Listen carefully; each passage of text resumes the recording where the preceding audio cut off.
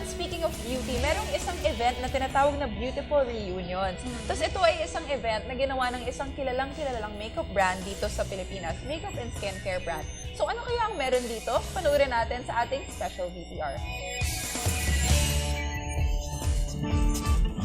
Sa bawat lalaki ay mayroong babae sa kanyang tabi.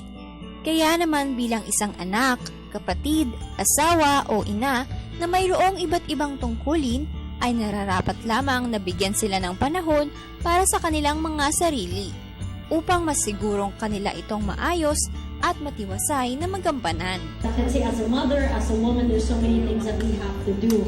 Scheduling is important. With that hectic schedule, sometimes you tend to forget about yourself.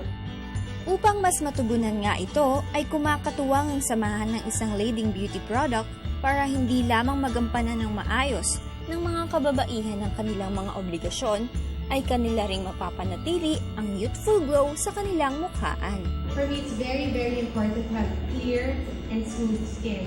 We always want to look our best and we want to look fit, and most of us are mothers already when we attend our reunion, so we don't want to be called blushing. That's a bad word in our book. It is. It's not in our vocabulary, so we do our best to be fit, to be healthy, and to look great when we see our friends.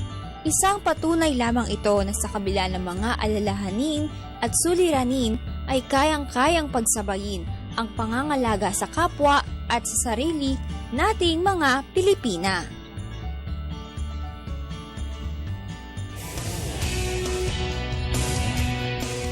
So, talagang napakaganda ng ang beauty ng Pinay.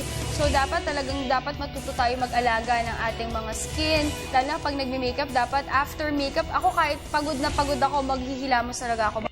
Ako ng mukha. Tanggalin ang inyong makeup bago kayo matulog. Dahil nakakatanda ng skin ang makeup na naiiwan. And of course, eat healthy dahil lumalabas ang kinakain natin sa ating mga balat. Lalo na kumain tayo yun ng may vitamin E dahil yun yung para sa skin. Ako, medyo guilty ako, Carla, sa mascara, hindi ko siya natatanggal. Mahirap kasi tanggalin. Understandable. Pero syempre,